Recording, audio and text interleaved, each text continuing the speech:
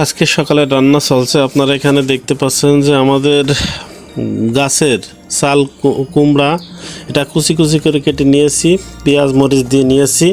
কড়াইয়ে তেল দিয়ে দিলাম, তেলটা গরম হয়ে গেলে আমাদের ভাজি করা শুরু হয়ে যাবে। আমরা ভাজিটা কড়া দিয়ে দিলাম, দিয়ে একটু নাড়াচাড়া করে দিচ্ছি।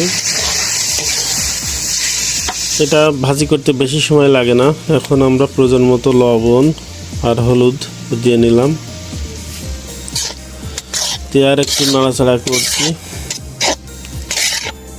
ভাজি সাধারণ ভাজি, আমাদের গ্রামীণ জীবনের দৈনন্দিন জীবনে যে রান্নাটা সেটাই করার চেষ্টা চলছে, কিন্তু আমাদের রান্না শেষ পর্যায়ে চলে এসেছে। আপনারা দেখতে পাচ্ছেন যে বেশ সময় ধরেই কিন্তু আমরা এখানে জাল দিয়েছি। একটু জাল দেওয়ারই কাজ, তাছাড়া কোনো কাজ নেই। তো আমাদের রান্না শেষ, সকলকে ধন্যবাদ জানাচ্ছি।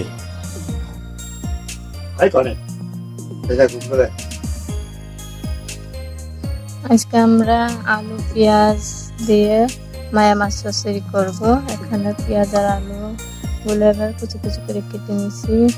এখানে লবণ দেওয়া আছে, হলুদের গুঁড়া আর জিরা বাটা। এখন আমরা দিয়ে নেব কিছুটা পরিমাণ মতো মরিচের গুঁড়া, এখন পরিমাণ মতো তেল দিব, দিয়ে এটাকে ভালোভাবে মাখাই নিতে হবে। এটা যত মাখানো হবে তত এই চচ্চড়িটা স্বাদ বাড়বে। মাখানোর ভিতরে আসলে সব কিছু।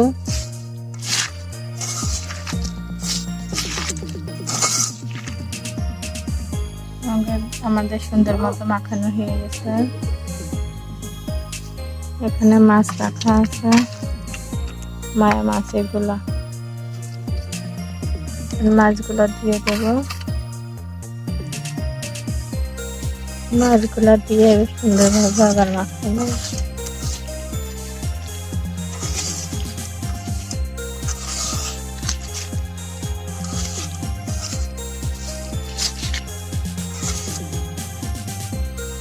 এবার আমরা পানি দিয়ে দেবো,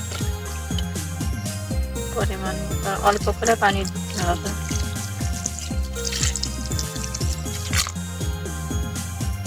এবার আমরা চুলাতে দিয়ে দেবো। আমাকে রান্নাটা প্রায় শেষের দিকে চলে এসেছে। কালারটা কিরকম হয়েছে দেখতে পাচ্ছেন, মনে হচ্ছে অনেক সুস্বাদু হবে।